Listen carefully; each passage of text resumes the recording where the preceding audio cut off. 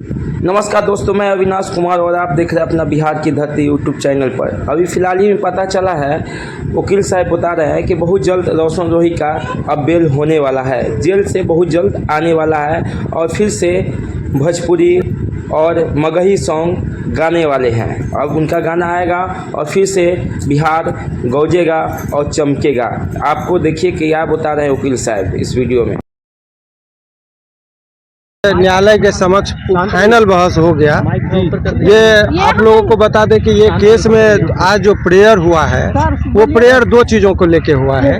Prayer में ये हुआ है कि ये बातें कोर्ट में आज स्थापित हो गई, रिकॉर्ड पर आज चार्जशीट भी जमा कर दिया गया और चार्जशीट में ये बातें आ गई कि ये लड़की फर्जी सर्टिफिकेट बनाई थी अपने उम्र के संदर्भ में। तो ये बात रिकॉर्ड पैराग्राफ 148 है डायरी का, जिसमें इस बात का जिक्र हो गया।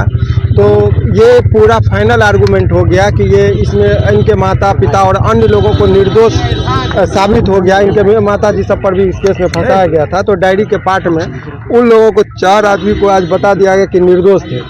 और चूंकि वो रोशन की गिरफ्तारी हो गई थी, तो जब कोई व्यक्ति गिरफ्तार हो जाता है तो पुलिस को मजबूरी में चार्जशीट उसके सपोर्ट में देना होता, नहीं तो पुलिस पर कार्रवाई हो जाएगी। लेकिन पैराग्राफ 148 में पुलिस ने लिखा है कि हम एज के संबंध में जो प्रमाण पत्र था वो फर्जी पाया गया था। ये एक रिपोर्ट, मैंने जो कहा था कि रिपोर्ट आ गया है, वो रिपोर्ट देखिए नगर निगम के संबंध में यही रिपोर्ट है कि उम्र के संबंध में फर्जी ये प्रमाण पत्र बनाई थी।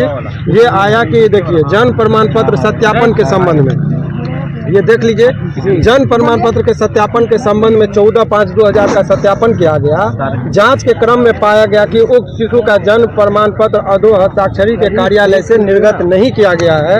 उल्लेखनीय है कि पत्र के साथ संलग्न जन्म प्रमाण पत्र में अंकित पंजीकरण संख्या का भी मिलान किया गया, जिसे कार्यालय द्वारा गलत पाया गया।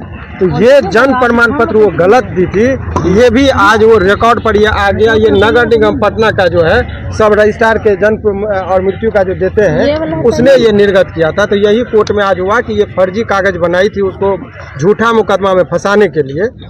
तो इस सब पर सारे चीज़ों पर बहस हो गया। जज साहब बहुत गंभीरता से सुने, लेकिन चूंकि चार्जशीट जो है वो कस्टडी में था तो चार्जशीट जमा करना पड़ा। 4 लोग पर और अभियुक्त बना गया था उन लोगों को दोष मुक्त कर दिया गया पुलिस के द्वारा ही।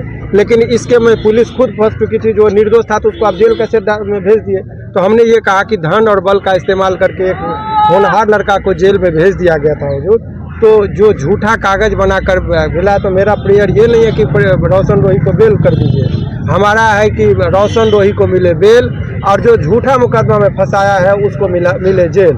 इसी पर गंभीरता से जज साहब ने सुना, ऑर्डर को रिजर्व रख लिया गया है। ये ऑर्डर जैसे सब कुछ सुनने के बाद शाम तक में वो ऑर्डर पर दस्तखत होता है, जिसमें बताया जाता है कि आखिर फाइनल ऑर्डर वो क्या किए। तो इस तरीके से रोशन के केस में आज अप टू डेट हुआ कि निचली अदालत में आज बहस हो गया, फाइनल आर्गूमेंट हो गया। अब वो निर्णय जो है तो जज साहब लिखाएंगे और तब वो इंटरनेट पर वो दिया जाएगा।